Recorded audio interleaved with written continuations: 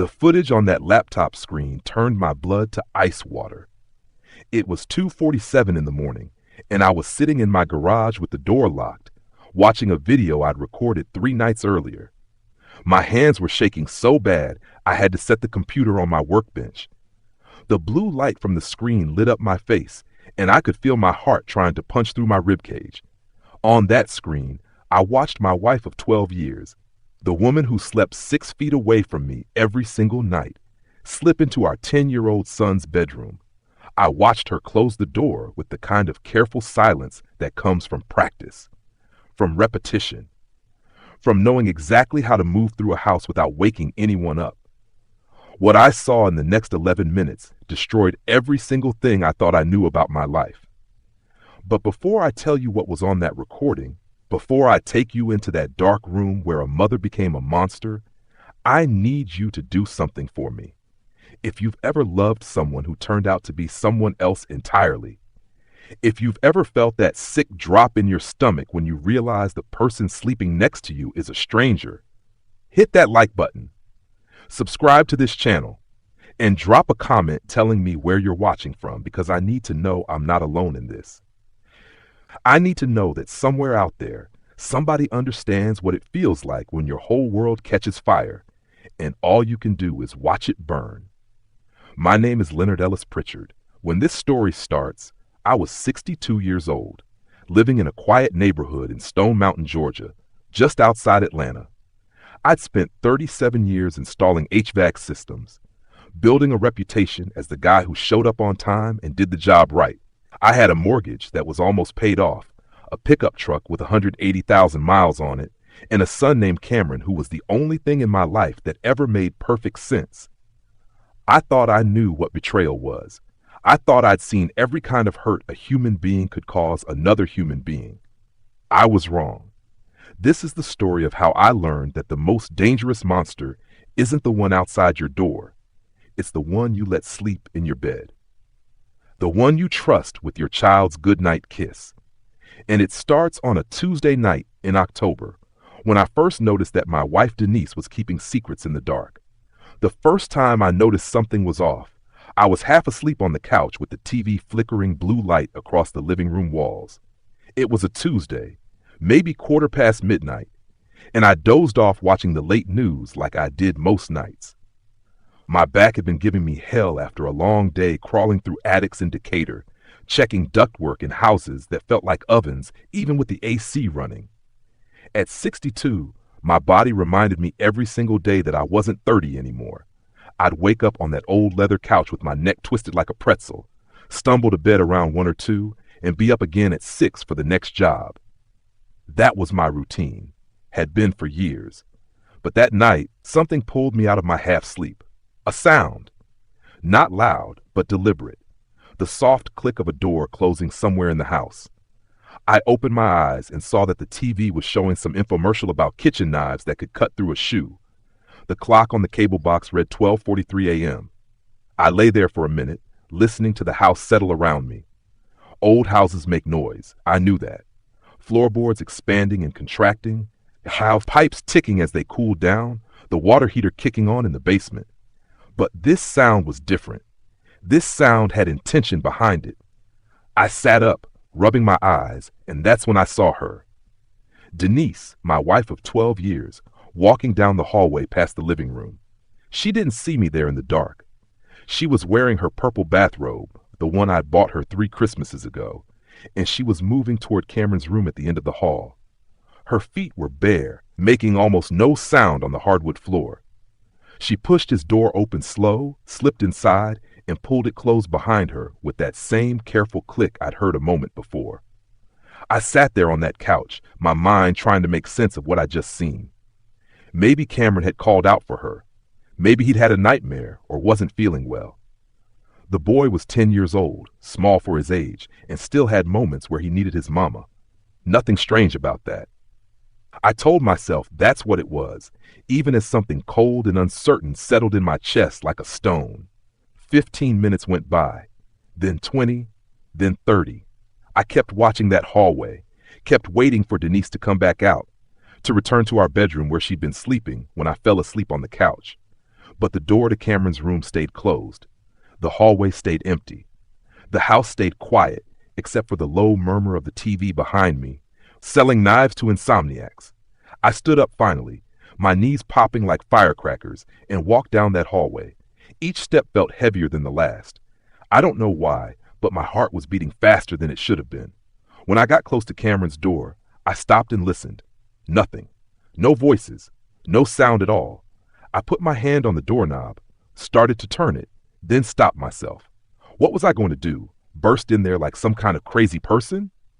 If Cameron was sick and Denise was taking care of him, I'd look like a fool. So I stood there for another minute, my hand on that doorknob, listening to the silence on the other side. Then I heard movement. Footsteps. I stepped back quick and headed to the bathroom at the end of the hall, flipped on the light like I'd just woken up and needed to use it. A few seconds later, Cameron's door opened and Denise came out. She saw the light under the bathroom door and must have figured that's where I was. I heard her footsteps heading back down the hall toward our bedroom. I waited until I heard our bedroom door close, then I came out of the bathroom and went to check on Cameron. His door was cracked open now, just an inch or two. I pushed it wider and looked in. The nightlight near his dresser gave the room a soft orange glow. Cameron was in his bed, covers pulled up to his chin, eyes closed. He looked peaceful. Looked fine. I watched his chest rise and fall with steady breaths, and I felt foolish for letting my imagination run wild. I pulled his door closed and headed to bed myself. But here's the thing about noticing something once. After that, you can't help but notice it again. 2 nights later, Thursday this time, I woke up on the couch again around 1:15 a.m. And again, I heard that soft click of a door. Again, I saw Denise walking down the hallway in her bathrobe. Again, she went into Cameron's room and closed the door behind her. And again, she stayed in there for close to 30 minutes before coming back out. Friday night, same thing. Saturday night, same thing. Sunday night, same thing. Every single night, like clockwork, somewhere between midnight and 2 in the morning, Denise would get out of bed and spend half an hour in our son's room.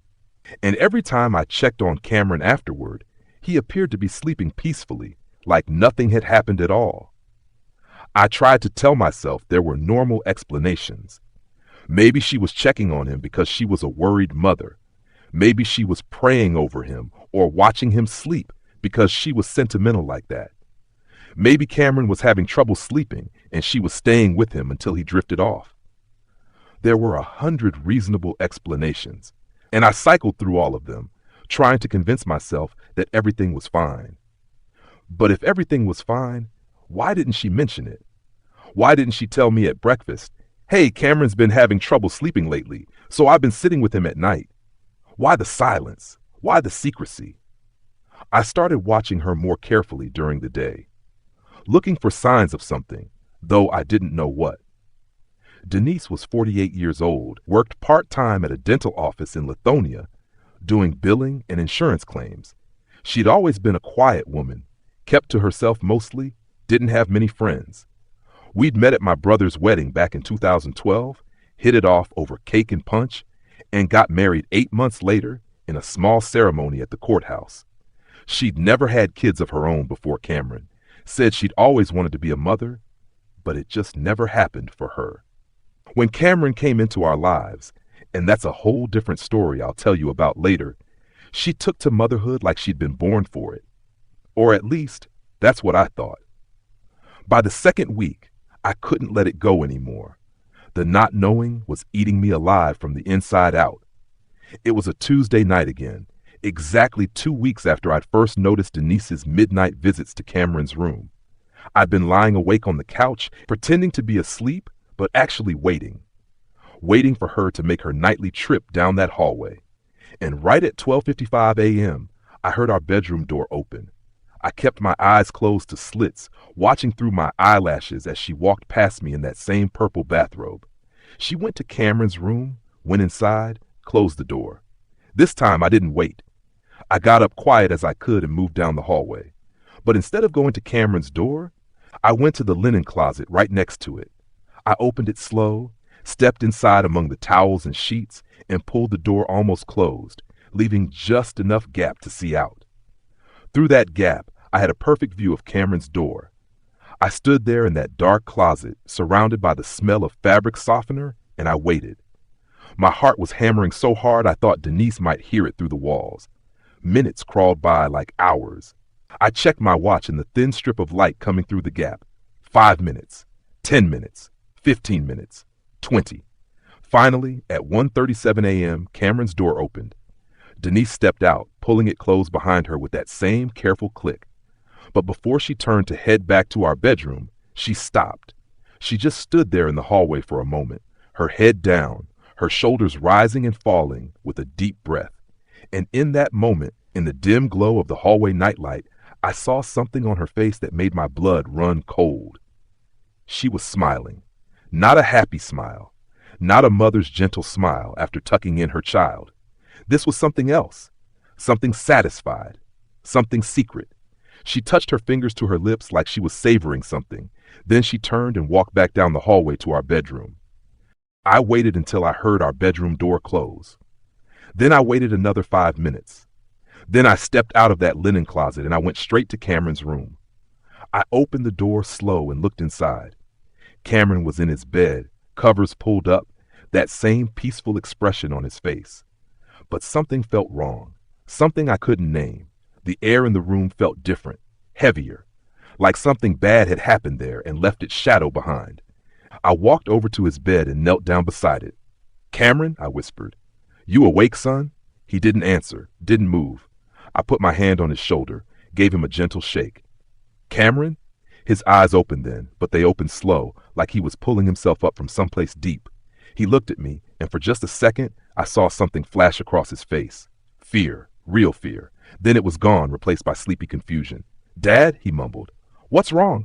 "Nothing, son," I said, even though that was a lie. "Just checking on you. You feeling okay?" "Yeah," he said, his voice thick with sleep. "I'm fine. Your mama been coming in here at night to check on you?" He went still, completely still. His eyes got wide, and I saw that fear again, stronger this time. "No," he said, but it came out too quick, too defensive. "Why would she do that?" "Just wondering," I said, trying to keep my voice calm and easy. "If you need anything, you know you can tell me, right? Anything at all?" He nodded, but he wouldn't look at me anymore. He turned his face toward the wall. "I'm tired, Dad. Can I go back to sleep?" "Yeah," I said, standing up. "Yeah, you can go back to sleep."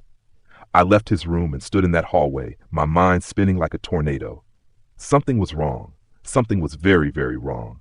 I could feel it in my bones, in my gut, in every instinct I had as a father. But I didn't have proof. I just had a feeling. And feelings aren't enough. That's when I made the decision that would change everything. I was going to find out what Denise was doing in that room. The next morning at breakfast, I watched them both like I was seeing them for the first time. Cameron sat at the kitchen table in his pajamas, pushing cereal around in his bowl without eating much. He'd always been a skinny kid, all elbows and knees, with his mama's dark eyes and my wide forehead. Usually he was chattering about school or his friends or some video game he wanted, but that morning he was quiet. Too quiet. He kept his eyes on his bowl, wouldn't look at me or Denise. And when I asked him if he slept okay, he just nodded and mumbled, "Yeah," without any conviction behind it. Denise stood at the counter making her coffee, wearing her work clothes, black slacks and a blue blouse with the dental office logo embroidered on the pocket. She was humming something under her breath, some old gospel tune her grandmother used to sing. She seemed relaxed. Normal. Not like a woman hiding terrible secrets in the middle of the night. She turned around with her coffee mug in her hands, smiled at me like she'd smiled 1,000 mornings before, and asked if I wanted her to make eggs. "No thanks," I said, watching her face for any crack in that pleasant mask. "I'm good with toast." "You sure? Won't take but a minute." "I'm sure." She shrugged and went back to her coffee. Cameron pushed his chair back and said he needed to get ready for school. He was out of that kitchen before I could say another word.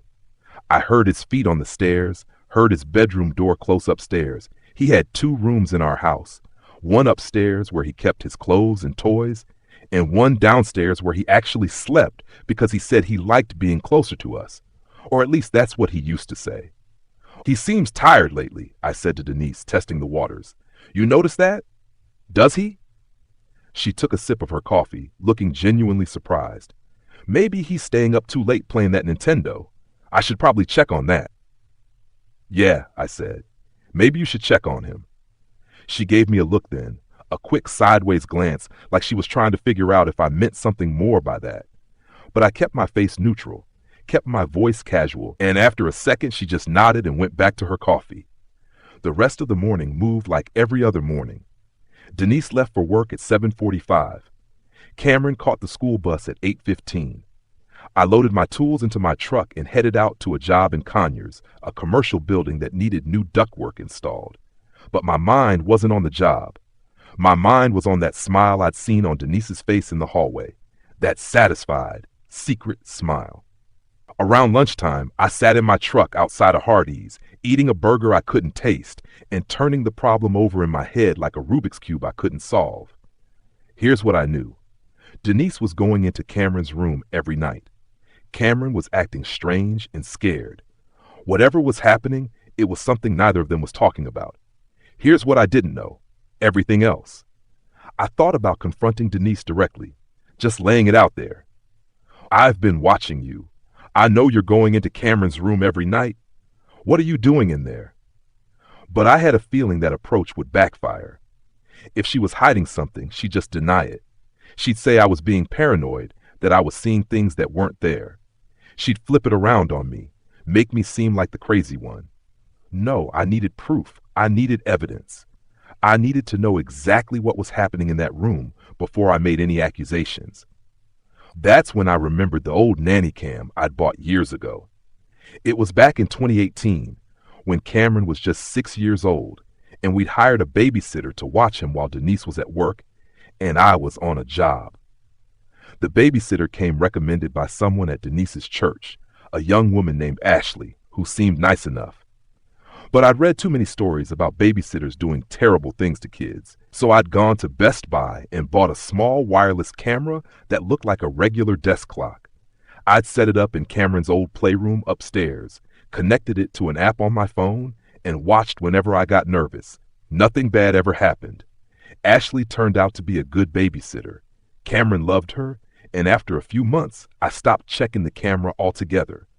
Eventually, Ashley moved away to college, and we didn't need a babysitter anymore. The camera ended up in a box in the garage, forgotten among old tools and Christmas decorations I kept meaning to throw away. But it would work. I knew it would work. I finished my burger, wiped my hands on a napkin, and pulled out my phone.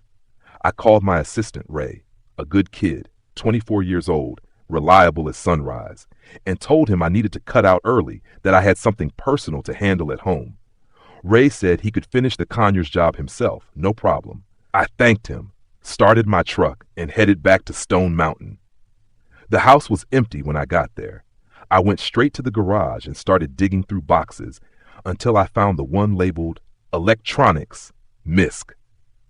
The camera was in there, still in its original packaging, with the power cord wrapped around it and the instruction manual tucked underneath. I took it inside, plugged it in to make sure it still worked, and watched as the little blue light on the side blinked to life. Good. I downloaded the app again onto my phone. It took 3 tries because the old app had been updated, and I had to remember my login information from 6 years ago, but eventually I got it connected. The camera's video feed appeared on my phone screen, showing a slightly grainy but perfectly clear view of my kitchen counter. Now came the hard part. Where to put it? Cameron's downstairs bedroom was small, maybe 10 by 12 feet, with his bed against one wall, a dresser against another, and a small desk where he did homework near the window. The nightlight plugged into an outlet near the dresser gave off enough light to see by, but not enough to light up the whole room. I needed to place the camera somewhere it would capture the whole space, somewhere Denise wouldn't notice it, somewhere it would record everything that happened in that room without being obvious. I stood in the doorway, looking around, running through options in my head. The dresser was too low, the desk was too cluttered, the bookshelf was too obvious. Then I saw it. The smoke detector. There was a smoke detector on the ceiling near the door, white plastic with a small red light that blinked every few seconds. It was positioned perfectly to see the whole room, and right next to it, mounted on the wall about a foot below, was a small shelf that Cameron used to display some of his toy cars. The shelf was just wide enough to hold the camera clock, and at that angle, pointing down into the room, it would capture everything. I went and got my stepladder from the garage, brought it into Cameron's room, and set it up below the shelf. The camera clock was designed to look innocuous, just a simple digital clock with large red numbers showing the time. I placed it on that shelf, angled it down slightly so the lens had a clear view of the bed, then climbed down and checked the feed on my phone. Perfect. I could see the entire room. The bed, the dresser, the desk, the door, everything. I spent the next hour making sure everything was set up correctly. The camera was plugged into an outlet hidden behind the shelf. The app was configured to start recording automatically when it detected motion. The recordings would save to the cloud, so even if something happened to the camera, I'd still have the footage.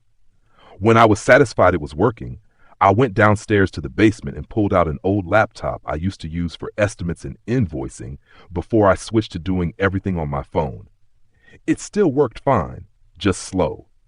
I brought it up to the garage, set it on my workbench, and logged into the camera app from there. Now I had the feed on my phone and the laptop, so I could watch from anywhere. The rest of the day crawled by like molasses. I tried to stay busy, tried to focus on normal things, but my mind drifting back to that camera, to what it might record, to what I might see.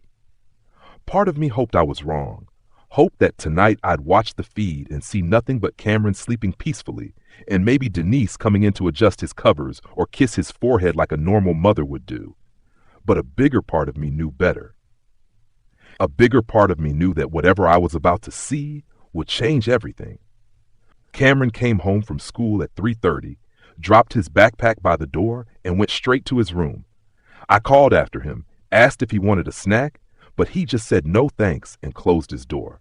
Through the app on my phone, I watched him sit on his bed, pull his knees up to his chest, and just sit there, staring at nothing. That broke my heart in ways I didn't know were possible. Denise got home around 6:15. We ate dinner together, leftover spaghetti from the night before, with Cameron picking at his food and not saying more than 3 words. Denise asked about his day at school. He said fine. She asked if he had homework. He said some. She asked if he wanted to watch TV with us later. He said maybe, and then excused himself from the table. After dinner, I watched TV in the living room with Denise beside me on the couch. We watched Jeopardy, then Wheel of Fortune, then some cop show I couldn't focus on. The whole time, my phone was in my pocket, the camera app running in the background. Around 9:30, Denise yawned and said she was turning in early. Long day? I asked. Just tired, she said. You coming to bed? In a bit. Want to catch the news. She kissed the top of my head, something she did every night, a small ritual I'd always found comforting, and headed down the hallway. I heard her check on Cameron, heard her say good night through his closed door. Then I heard our bedroom door close. I turned off the TV. The house went quiet except for the hum of the refrigerator in the kitchen and the ticking of the grandfather clock my father had given me when I bought this house. I sat there in that silence, my heart pounding, waiting. At 11:45 p.m., I got up from the couch and went to the garage. I locked the door behind me, sat down at my workbench, and opened the laptop. The camera feed was on the screen, showing Cameron's empty room bathed in that orange nightlight glow. I checked my watch. Midnight. If Denise followed her usual pattern, she'd be making her move in the next hour or two. I waited. 12:30 came and went. 1:00 came and went. At 1:23 a.m., I saw movement on the screen. The door to Cameron's room opened slow and careful. Denise stepped inside, wearing that purple bathrobe, her face partially hidden in shadow. She closed the door behind her with barely a sound. And then she walked over to Cameron's bed, and my entire world started to crack apart at the seams. I need you to understand something before I tell you what I saw on that screen. I'd been a father to Cameron for 8 years. Not his biological father. That's a distinction that matters to some folks and doesn't matter at all to others, but I'll explain it all later because it's part of how we got here. But biological or not, I'd raised that boy from the time he was 2 years old. I'd taught him to ride a bike. I'd scared away the monsters under his bed. I'd sat through every parent-teacher conference, every school play, every birthday party. When he fell and scraped his knee, he called for me. When he was scared, he climbed into my lap. When he learned something new and wanted to share it, I was the first person he ran to. That boy was mine in every way that mattered. So watching what I watched on that screen, watching what Denise did in that room, it didn't just hurt me. It didn't just make me angry. It reached inside my chest and pulled something essential out of me, something I didn't even know could be removed. It turned me into someone new, someone I didn't recognize. But I'm getting ahead of myself. Let me tell you what I saw, the implied scene. On the laptop screen, Denise stood beside Cameron's bed, watching him the way someone watches a door they're waiting to slip through. He looked half asleep, or maybe pretending to be, curled on his side, rigid in a way no child should ever look. She touched his shoulder, a gentle shake at first, then another. His eyes opened slowly, reluctantly, like he already knew what was coming and wished he could disappear into the pillow. "It's okay," Denise whispered. "It's just me." But Cameron didn't relax. If anything, he stiffened. His breathing changed, shallow, careful, like someone trying not to draw attention. Denise sat on the bed. The mattress dipped and Cameron's whole body braced. Her voice softened into something unsettlingly sweet. Too sweet, too rehearsed. Wrong for the moment, wrong for the hour, wrong for a child. "We don't have long tonight," she said, "so we need to be quick." My stomach twisted. My fingers dug into the wood of the workbench. I couldn't look away. "Roll over," she whispered. "Look at me." Cameron hesitated. Then, with a tiny defeated movement, he obeyed. His face came into view, and even through grainy pixels, I saw the vacant stare of someone who had learned how to retreat inside themselves. Denise smiled, a slow, private smile that had no business being on the face of a mother leaning over her child. Something possessive flickered through her expression. She stroked his hair. Cameron flinched. She leaned closer, too close. Her robe shifted, blocking the camera's view. The microphone picked up soft murmurs, low, wrong, coaxing. Cameron's hands curled into fists. His breath hitched. His eyes fixed on point far away, as though he was going someplace else entirely. I couldn't see what she was doing, but I could see what it did to him. His face tightened. His jaw locked. Tears slid silently toward his ears. Then abruptly, it was over. Denise straightened her robe again, smoothed his blanket, pressed a kiss to his forehead, a gesture that would have looked tender to anyone who didn't know the truth. "You remember what I said," she whispered. "You remember what happens if you tell." Cameron gave the smallest nod, the kind a child gives when they've been taught fear by repetition. "Good boy." She slipped out of the room, closing the door with that same practiced, careful click. I sat in the garage, staring at the screen long after it went dark, shivering with a kind of cold I had never known before, the kind that starts in your soul and works its way outward. The laptop screen had gone black, shifting into sleep mode. My reflection stared back at me, a 62-year-old man who looked like he'd aged 10 years in 11 minutes. My face was wet. My hands were still shaking. And somewhere deep inside my chest, where my heart used to be, there was just a cold, empty space filled with rage, so pure it felt radioactive. I thought about Cameron upstairs in that bed, pretending to sleep while carrying a burden no child should ever bear. I thought about all the mornings I'd seen him quiet, withdrawn, flinching at sudden noises. I thought about all the times I'd brushed it off as tired. How long had this been happening? How many nights had I slept beside the monster who caused it? I pushed myself up, legs trembling. The garage spun. My tools hung neatly on the pegboard, the hammers, the wrenches, the saws. Every one of them looked like a solution to a problem I suddenly understood far too well, and for a moment, a dangerous burning moment, I imagined using them. I don't know how long I stood there, staring at those tools, feeling the rage pulse through me like a second heartbeat. 5 minutes, 10 minutes. Long enough for the worst parts of my mind to paint very detailed pictures of what I could do with those tools. Long enough to map out exactly how I could make Denise feel a fraction of the pain she'd caused my son. But here's what stopped me. Here's what pulled me back from that edge. Cameron. If I went into that house and did what I wanted to do, if I let the rage consume me and carry me away, Cameron would wake up to blood and screaming and police sirens. He'd watch them carry me away in handcuffs. He'd lose both his parents in one night, one to prison, one to whatever the system would do to her. He'd be alone, traumatized even further, destroyed in ways that might never heal. No, this had to be done right. This had to be done smart. Cameron needed me to be his father, not his avenging angel. He needed me to protect him, which meant I needed to think clearly, act strategically, document everything, and build a case that would put Denise away forever. I took a deep breath, then another, then another. Slowly, the red haze started to clear from my vision. The shaking in my hands calmed to a manageable tremor. The rage didn't disappear. It was still there, would always be there. But I pushed it down into a box in my chest and locked it tight. I had work to do. I looked at the laptop, still in sleep mode on my workbench. The video was saved to the cloud, time-stamped and preserved. That was evidence. That was proof. But I needed more. I needed to document the pattern. I needed to make sure that when I went to the police, when I brought this nightmare into the light, there was no way anyone could doubt what I was saying. No way Denise could talk her way out of it.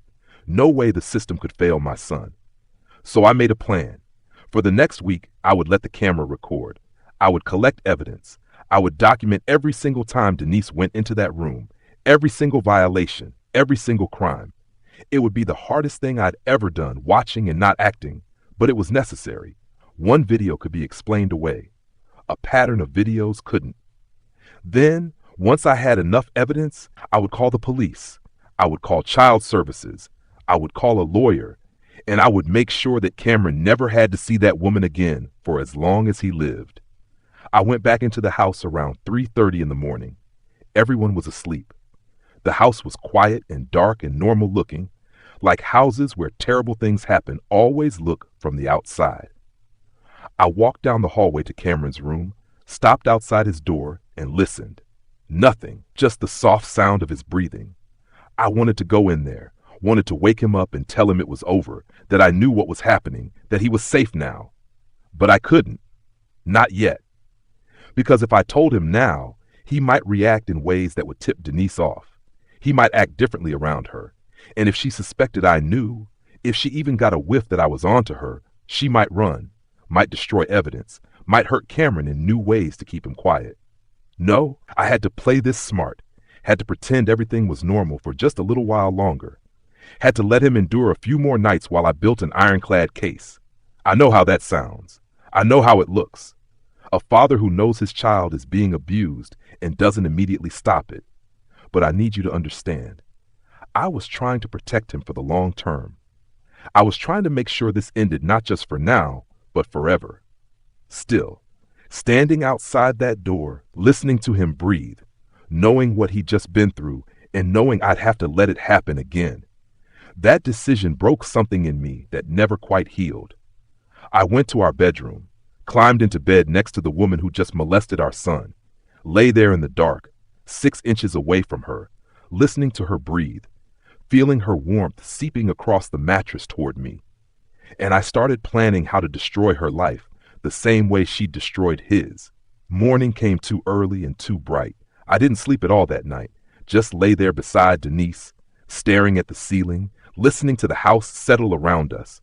Every time she shifted in her sleep, every time she sighed or rolled over, my whole body went rigid. It took everything I had not to reach over and wrap my hands around her throat, to squeeze until her eyes opened wide and she understood, really understood, what it felt like to be helpless, to be violated, to be destroyed by someone who claimed to love you. But I didn't move, didn't do anything, just breathed in and out and watched the numbers on the alarm clock change one slow minute at a time. 4 a.m. became 5 a.m., became 6 a.m. When the alarm went off at 6:15, Denise's hand reached out and slapped it silent. She sat up, yawned, stretched, and turned to look at me. "Morning," she said, her voice thick with sleep.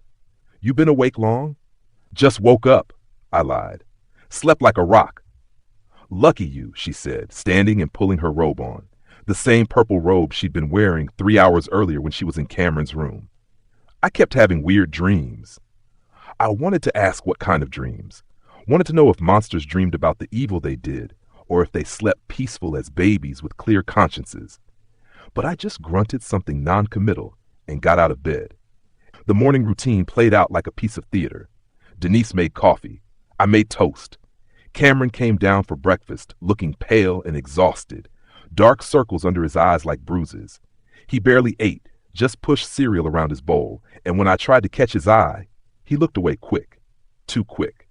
"You feeling all right, buddy?" I asked, trying to sound casual even though my heart was hammering. "You look tired." "I'm fine," he mumbled. Same answer as always. Same lie he'd probably been telling for God knows how long. "Maybe you should stay home from school today," Denise said, walking over to put her hand on his forehead like she was checking for fever. Cameron flinched when she touched him, a quick, almost invisible recoil, but she didn't seem to notice. Or maybe she noticed and just didn't care. "You don't feel warm, but you look worn out." "I'm fine," Cameron said again, pulling away from her hand. "I want to go to school." The fact that he wanted to go to school, that he'd rather be anywhere but home, that told me everything I needed to know about how long this had been happening. Home was supposed to be safe. Instead, for Cameron, it had become a place of nightmares. After Denise left for work and Cameron caught the bus, I sat at the kitchen table with my coffee and called in sick. Ray answered on the second ring. "Hey, boss, you all right?" "No," I said, which was the truth. "I'm not. Need to take a few days. Personal stuff. You think you can handle the schedule?" "Yeah, no problem," Ray said, concern creeping into his voice. "Anything I can help with?" "No, just need some time." "All right, you take care of yourself, boss, and call if you need anything." I hung up and sat there in that empty kitchen, surrounded by the debris of a normal breakfast, dirty dishes, a half-empty carton of milk, the newspaper Denise hadn't read yet. Everything looked so ordinary, so suburban and safe. If you walked into this house right now, you'd think a nice family lived here, a working-class family getting by. You'd never in a million years guess what happened in the bedroom down the hall. That's the thing about abuse. It thrives in that gap between appearance and reality. It lives in the space where everything looks fine on the surface, while rot spreads underneath. I pulled out my phone and opened the camera app. The live feed showed Cameron's empty room, exactly as it should be on a Wednesday morning with everyone gone. I scrolled back through the recorded footage from last night, found the section I needed, and saved it to a separate folder. Then I went through the previous week of recordings and saved all of those too. 7 nights, 7 violations, 7 pieces of evidence that would bury Denise so deep she'd never see daylight again. But I needed more. Needed to establish a longer pattern. Needed to make this bulletproof. So I did the hardest thing I've ever done in my life. I decided to wait. The rest of that day moved in slow motion. I spent most of it in the garage, pretending to organize tools, but really just sitting there with the laptop open, monitoring the camera feed like a prison guard watching a cell. Waiting for Cameron to get home from school. Waiting to see how he acted when it was just the two of us. He came through the door at 3:45, his backpack slung over one shoulder, his face set in that now familiar expression of exhausted detachment. He dropped his bag by the stairs and headed toward his room. "Hey," I called out, stopping him. "You got a minute?" He turned around slow, his body language defensive, guarded. "Yeah? Come here for a second." He walked over to where I was standing in the kitchen doorway, keeping his distance, not meeting my eyes. I wanted to hug him, wanted to tell him everything was going to be okay, but I couldn't risk it. Not yet. So instead, I just asked him about his day. School good? It was fine. Learn anything interesting? Not really. You got homework? Some. It was like pulling teeth. Every answer was one syllable, delivered in a monotone that said he just wanted this conversation to end. This wasn't the kid who used to run to me with stories about recess and lunch and his friends. This was a shell, a shadow, a boy who'd learned that talking about real things only led to more pain. "Listen," I said, kneeling down so I was at his eye level. "I know something's been bothering you lately. I can see it. And I want you to know that if you ever need to talk about anything, anything at all, I'm here. You understand? No matter what it is, no matter how bad it seems, you can tell me." For just a second, his mask cracked. I saw a real emotion flash across his face. Hope, fear, longing, all mixed together. His mouth opened like he was about to say something. But then I saw him close down again, saw the walls go back up, saw him remember whatever Denise had threatened him with. "I'm fine, Dad," he said, his voice flat. "Can I go do my homework now?" "Yeah," I said, standing back up. "Yeah, you can go." He turned and walked down the hallway to his room. I watched him disappear through the doorway, heard his door click shut, and felt something crack inside my chest. He'd been so close to telling me, so close to reaching out.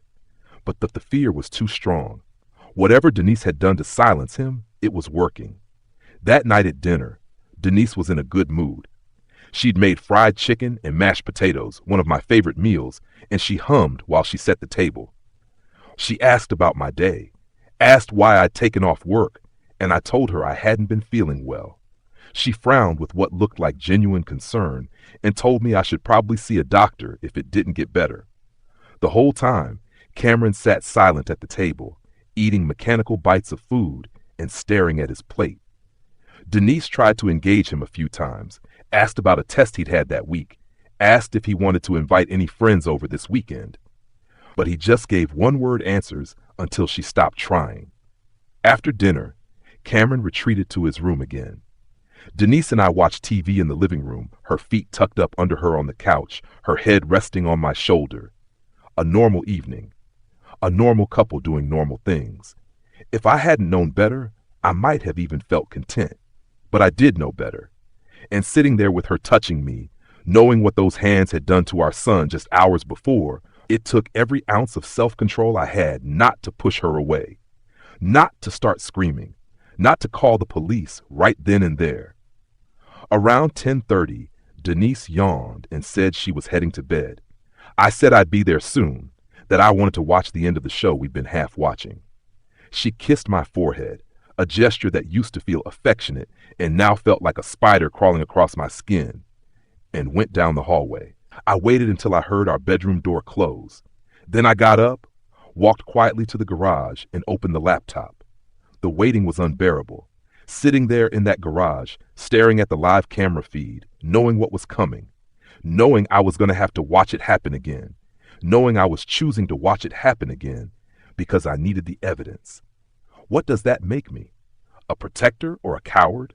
A father building a case or a man who stood by while evil happened? I still don't know the answer to that question. I don't know if there is an answer. All I know is that at 12:47 a.m., Cameron's door opened and Denise walked in. This time, I was ready. I had the laptop positioned to record the screen with my phone camera as backup, just in case something happened to the files. I had a notebook next to me to document the timestamp, the duration, the specific acts. I was treating this like a surveillance operation because that's what it was. I was gathering evidence against someone I'd once loved. The scene played out similar to the night before, with small variations that made it somehow worse. Denise woke Cameron up, made him participate in her twisted version of affection, whispered her poison in his ear, and when it was over, when she'd satisfied whatever sick urge drove her to do this, she tucked him back in, kissed his forehead, and told him she loved him. I watched it all, documented it all, hated myself for every second of it. When she left the room and the feed showed Cameron curled into a ball on his bed, silently crying into his pillow, I closed the laptop and put my head in my hands and cried too. For him, for me, for the innocence that had been stolen and could never be returned. That pattern continued for the next 5 nights. Every night, Denise would wait until the house was quiet, then slip into Cameron's room for her special time with him. Every night, I would sit in the garage and watch and document and add another piece of evidence to my growing case. Every day, I would pretend to be the oblivious husband, the concerned father who noticed his son was a little quiet lately, but assumed it was just a phase. The mask I wore got heavier each day. The weight of the secret I was carrying felt like it was crushing me into dust. There were moments, sitting at breakfast, watching TV in the evening, lying in bed pretending to sleep, when I thought I might crack. When I thought I might just stand up and point at Denise and scream monster until everyone in the neighborhood could hear. But I didn't. I held it together. I played my role. I collected my evidence. By the end of that week, I had recordings of 12 separate incidents spanning across 2 weeks. 12 times Denise had abused our son. 12 pieces of irrefutable proof that would destroy her in any courtroom in America. It was enough. It was more than enough. On Sunday night, after everyone had gone to bed, I sat in the garage one last time and compiled everything into a single folder. All the videos, all my notes, the timestamps, the documentation, everything organized and clear and undeniable. Then I burned it all to 3 separate USB drives. One for the police, one for a lawyer. One for me to keep somewhere safe in case the others disappeared. Tomorrow, I would make the call. Tomorrow, I would bring this nightmare into the light. Tomorrow, Cameron's suffering would finally end. I just had to survive one more night. Monday morning felt different. Maybe it was because I knew it was the last morning of pretending. Maybe it was because I'd barely slept in 8 days and my body was running on nothing but rage and black coffee. Or maybe it was because somewhere deep in my gut, I knew that once I made the calls I was about to make, there was no going back. Life as I knew it would end. The careful routines, the predictable rhythms, the illusion of normalcy, all of it would shatter into 1,000 pieces. Good. It deserved to shatter. I got up before the alarm, dressed in the dark bathroom so I wouldn't wake Denise, and went to the kitchen to make coffee. My hands were shaking as I measured the grounds, as I poured the water, as I stood there watching the machine drip its slow promise of clarity. Through the kitchen window, I could see the sun starting to rise over Mrs. Patterson's house next door, painting the sky in shades of pink and orange that seemed obscene somehow. How dare the world be beautiful when everything was so broken? Cameron came down at 6:45, moving like a ghost through the house. His eyes were hollow. His skin had taken on a grayish pallor that made him look sick. In 8 days, I'd watched him disappear a little more each morning, like he was fading out of existence one piece at a time. That stops today, I told myself. Today I get him back. Morning, buddy, I said, trying to sound normal, even though nothing about this was normal. He barely looked at me, just grabbed a box of cereal from the cabinet and poured it into a bowl without any of his usual questions about whether we had the good milk or if he could have waffles instead. He'd stopped asking for things he wanted, had stopped expecting anyone to care about his preferences. Denise came down a few minutes later, already dressed for work, her makeup perfect and her smile bright. "Morning, family," she said with manufactured cheer. She walked over to Cameron and tried to ruffle his hair, but he ducked away from her hand. A flash of something dark crossed her face. Irritation, maybe, or anger at being denied access to her victim in broad daylight, but it disappeared quick, replaced by that same bright smile. "Somebody woke up grumpy," she said, like it was a joke. Like he was just a moody kid and not a traumatized boy who'd learned to associate her touch with violation.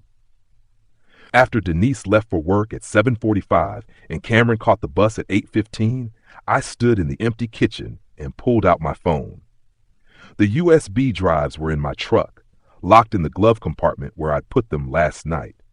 I had names written on a piece of paper in my wallet. Detective Sarah Chin at the Stone Mountain Police Department, who I'd looked up online and who specialized in crimes against children.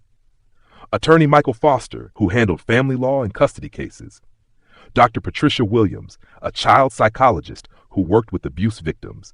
3 phone calls, 3 conversations that would blow up my entire life. I picked up my phone, set it down, picked it up again. My heart was pounding so hard I could hear it in my ears. This was it. This was the moment. Once I made these calls, there was no taking them back, no undoing what I was about to set in motion. I thought about Cameron sitting in his 3rd grade classroom right now, trying to focus on math or reading while the weight of his secret crushed him from the inside. I thought about all the kids out there going through the same thing, suffering in silence because they were too scared or too ashamed to tell anyone. I thought about how many times this could have been stopped if someone, anyone, had noticed the signs and done something about it. Well, I'd noticed, and I was doing something about it. I dialed Detective Chin's number. It rang 3 times before a woman answered. "Detective Chin." "Hi," I said, and my voice cracked on that one syllable. I cleared my throat. My name is Leonard Pritchard. I need to report a crime. Detective Chin listened without interrupting as I told her everything. About Denise's nighttime visits. About setting up the camera. About the 12 recordings I'd made over the past 2 weeks showing clear evidence of child sexual abuse. My voice stayed remarkably steady as I talked, like I disconnected from my emotions entirely.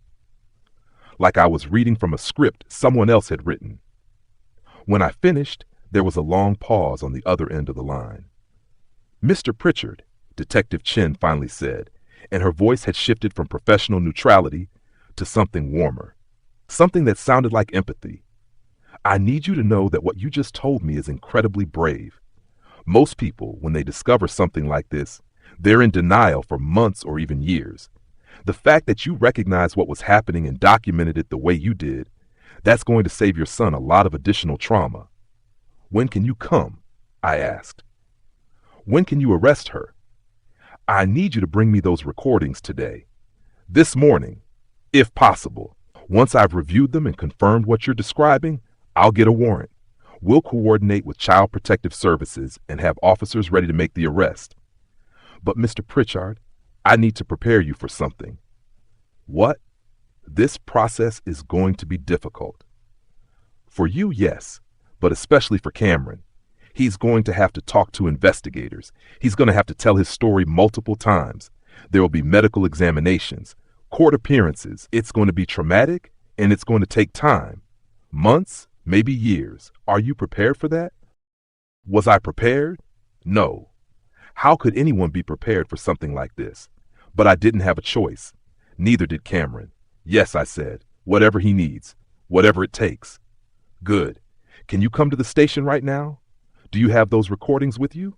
"They're in my truck. I can be there in 20 minutes. I'll be waiting."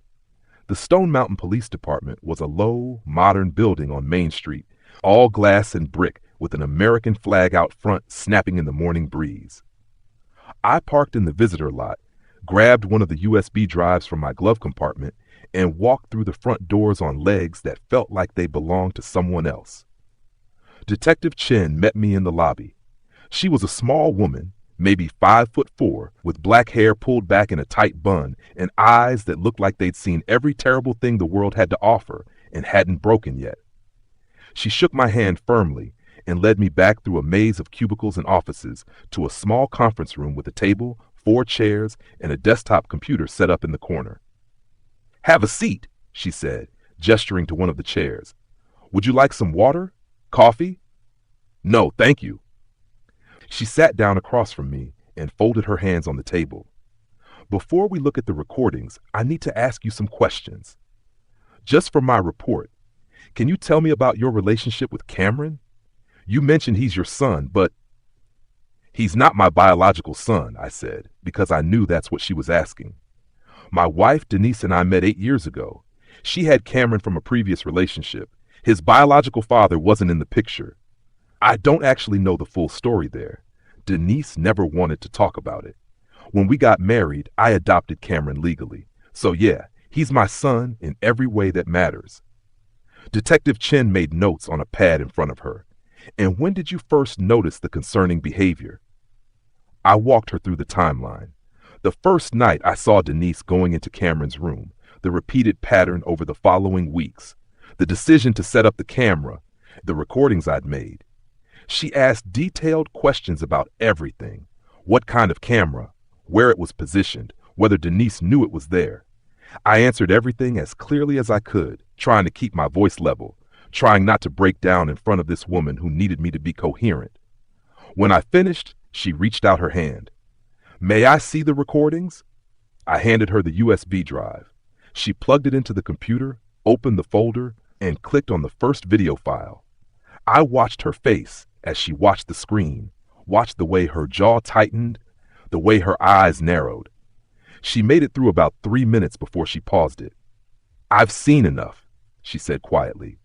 She turned to look at me, and there was something fierce in her expression now, something determined. "Mr. Pritchard, I want you to know that we're going to move fast on this.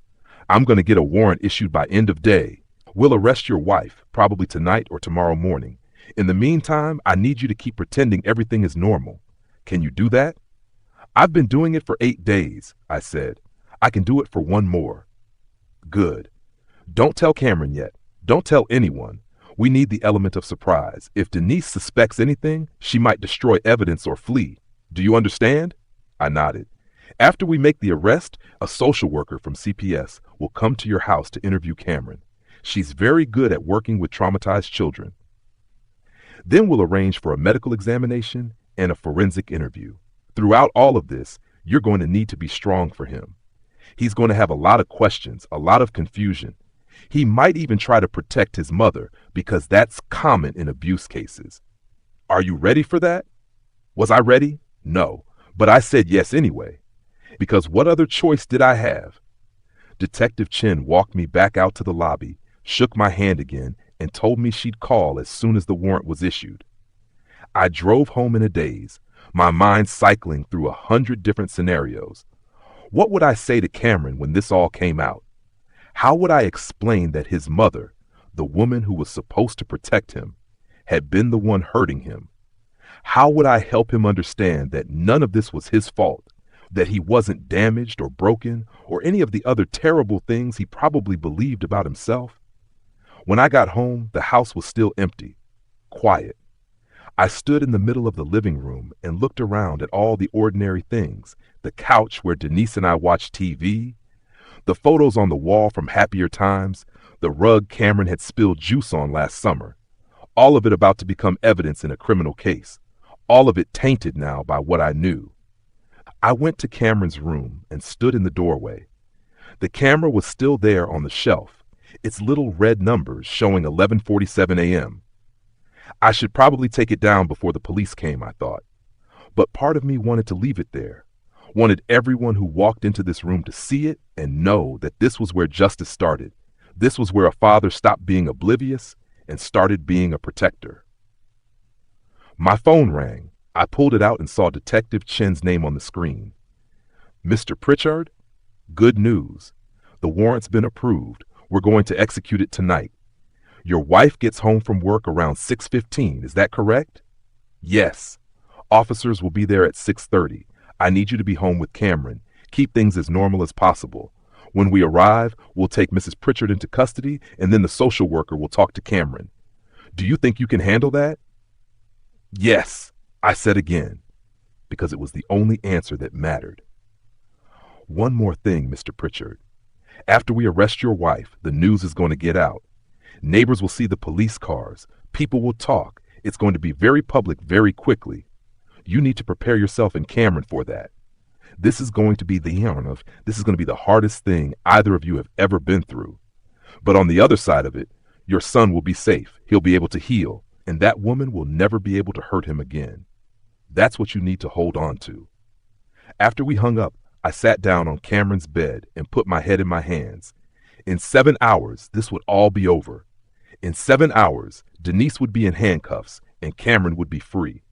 I just had to hold it together for 7 more hours. 7 more hours of pretending. 7 more hours of watching a monster wear a mother's face. Then it would be done. The clock on the kitchen wall said 6:28 p.m. when I saw the unmarked police cars pull up outside. Cameron was in the living room doing homework, his math book spread across the coffee table. Denise had been home for 13 minutes, just long enough to change out of her work clothes and start pulling ingredients from the fridge for dinner. She was humming again, that same gospel tune her grandmother taught her. She had no idea her world was about to end. The doorbell rang. Cameron looked up from his homework, confused. We didn't get many visitors on Monday nights. I'll get it, I said, my voice steadier than I felt. I walked to the door and opened it to find Detective Chen flanked by 2 uniformed officers. Mr. Pritchard, she said formally, we have a warrant for the arrest of Denise Marie Pritchard. Everything happened fast after that. The officers moved past me into the house. Denise came out of the kitchen, dish towel still in her hands, her face shifting from confusion to fear as Detective Chen read her the charges. You're under arrest for multiple counts of child sexual abuse in the 1st degree. What? Leonard, what is this? Denise's voice climbed higher, panic flooding her features. What are they talking about? Cameron had gone rigid on the couch, his eyes huge and terrified. He was staring at his mother as the officer turned her around and put handcuffs on her wrists. "Leonard, please, tell them there's been a mistake. I would never." "I saw the videos, Denise."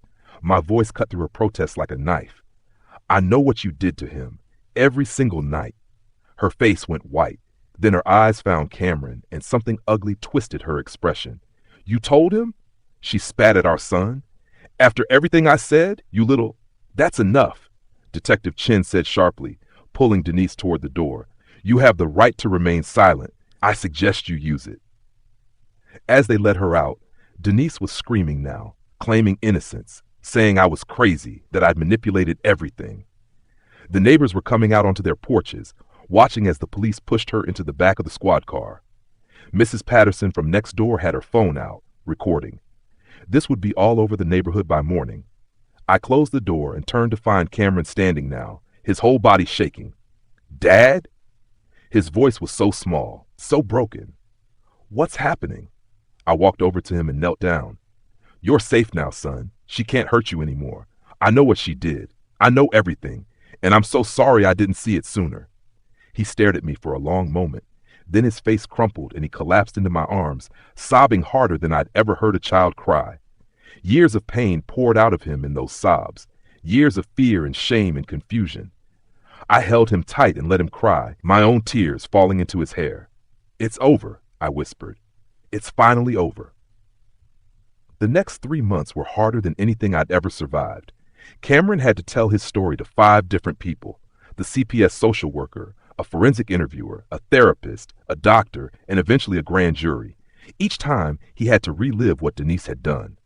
Each time, he came home a little more exhausted, a little more broken. There were nights he woke up screaming, days he couldn't get out of bed, moments when he'd just stare at nothing, lost in memories I couldn't reach him in. The forensic evidence backed up everything. The medical exam found signs of abuse. The videos I'd recorded were presented to the grand jury, and grown adults walked out of that room crying. Denise was indicted on 17 counts. Her bail was set at $500,000, which she couldn't make, so she stayed in jail awaiting trial. But here's what nobody tells you about justice. It's slow. Painfully, brutally slow. We had to wait 8 months for the trial to start. 8 months of living in a house that felt haunted. 8 months of Cameron flinching every time a woman spoke to him. 8 months of therapy appointments and court dates and lawyers explaining things in language that made evil sound clinical. The hardest part was watching Cameron blame himself. "Maybe if I'd told you sooner," he said one night, curled up on my lap like he used to when he was smaller. "Maybe if I'd been braver." "Stop," I said firmly. "You were 10 years old. You were scared. You were manipulated by someone who had all the power. None of this is your fault. Not one single bit." "But I let it happen," he whispered. "Night after night, I just let it happen." "No, baby. She made it happen. You survived it. There's a difference." Slowly, so slowly I almost didn't notice at first, Cameron started coming back to life. Dr. Williams, his therapist, taught him that the shame he carried belonged to Denise, not him. She taught him that his body's reactions during the abuse didn't mean he wanted it. It meant he was human. She taught him that healing wasn't linear, that some days would be hard and some days would be better, and all of it was okay. And me? I learned how to be a different kind of father. Not just the one who provided and protected, but the one who sat with pain, who listened without trying to fix everything, who showed Cameron that men could be soft and strong at the same time. If you ever loved someone through trauma, you know what I'm talking about. Drop a comment and tell me where you're watching from. The trial started on a Tuesday in June, 9 months after Denise's arrest. I sat in that courtroom every single day, watching lawyers argue over the worst moments of my son's life like they were debating parking tickets. Denise's attorney tried every trick in the book, claimed the videos were doctored, said I'd coached Cameron, suggested I was an angry husband looking for revenge.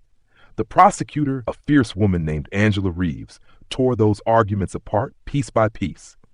When Cameron had to testify, I wasn't allowed in the courtroom. They did it on closed-circuit TV to protect him, but I waited in the hallway outside, pacing like a caged animal. He was in there for 2 hours.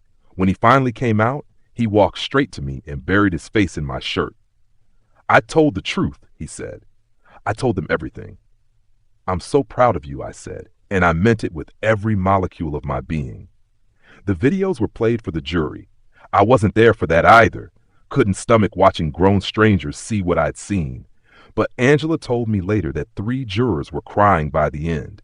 The defense tried to exclude them, claiming they were prejudicial. The judge said no. Evidence is evidence, even when it's damning. Denise never took the stand. Her lawyer knew better. Instead, they tried to paint her as mentally ill, suggested she needed treatment, not prison. Angela stood up in her closing argument and said something I'll never forget. This wasn't mental illness. This was predation. This was calculated. This was a woman who waited until everyone was asleep, who threatened a child into silence, who smiled when it was over. Mental illness doesn't explain that. Evil does. The jury deliberated for 4 hours. When they came back, the forewoman read the verdict in a voice that didn't waver. Guilty, on all 17 counts. Denise dropped her head on the defense table. No tears, no remorse, just defeat. The judge set sentencing for 3 weeks later, and as the bailiffs led her away, she looked at me one last time. Her eyes were empty, dead. Like whatever human thing had been inside her had finally burned out. I felt nothing, not anger, not satisfaction, just exhaustion. Sentencing day, the judge let me speak. I stood at that podium with Cameron beside me, his choice, not mine, and I looked at the woman who destroyed my family. You took something from my son that can never be given back, I said. You stole his childhood, his innocence, his ability to trust, and you did it while lying next to me every night, pretending to be something you weren't. My voice cracked. Cameron squeezed my hand. I kept going. But here's what you didn't count on. You didn't count on him being stronger than you. You didn't count on me finding out. And you didn't count on a system that, for once, actually worked to protect a child instead of a predator. Then Cameron spoke. Dr. Williams had helped him write a statement, and his voice shook as he read it, but he read every single word. You taught me that people who say they love you can hurt you the most, but my dad taught me that real love protects. Real love believes you. Real love doesn't go away when things get hard. So thank you, I guess, for showing me the difference. The judge sentenced Denise to 45 years without possibility of parole. She'd be 93 years old before she could even apply for release.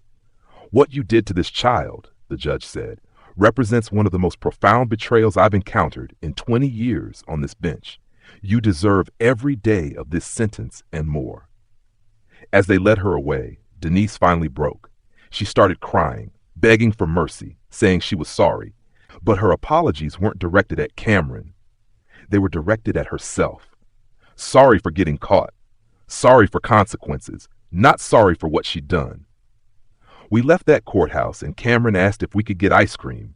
Just like that, like he was a normal kid again. And I realized that's exactly what he was becoming. Not the same kid he would have been if this never happened, but a kid who was learning he could survive terrible things and still find reasons to smile. 2 years have passed since that day in court. Cameron is 12 now, almost 13. He's taller, his voice is starting to change, and he laughs more than he cries. He still sees Dr. Williams once a week and probably will for a long time. Some wounds don't heal completely. They just become scars you learn to live with. We moved to a different house in a different town. Started fresh, made new memories in places that didn't carry the weight of old nightmares. Cameron joined a baseball team and made friends who don't know his story. They just know him as Cam, the kid who's really good at math and tells terrible jokes. He still has hard days, anniversaries of bad memories, moments when something triggers him back to that place. But he's learned to talk about it instead of carrying it alone. And I've learned to listen without trying to fix everything. I thought I knew what being a father meant before all this. I thought it was about providing and teaching and being strong. And it is those things. But it's also about being brave enough to see the truth, even when it destroys you. It's about believing your child when they can't find the words to tell you what's wrong. It's about fighting for them, even when the whole world wants to look away. Here's what I want you to take from this story, wherever you're watching from. If something feels wrong, it probably is. Trust your instincts. Pay attention to the signs. And if a child ever trusts you enough to tell you they're being hurt, believe them. Don't make them prove it. Don't wait for perfect evidence. Just believe them and act. Cameron survived because I finally saw what was right in front of me. How many kids don't survive because nobody's looking? That's the real lesson here. Not just about what happened to us, but about what's happening right now in houses that look normal from the outside. Behind doors, nobody thinks to open. In families, nobody thinks to question. The camera showed me the truth, but I had to be willing to see it. And that right there is how I learned that the hardest part of love isn't the holding on. It's the letting go of who you thought someone was so you can see who they really are.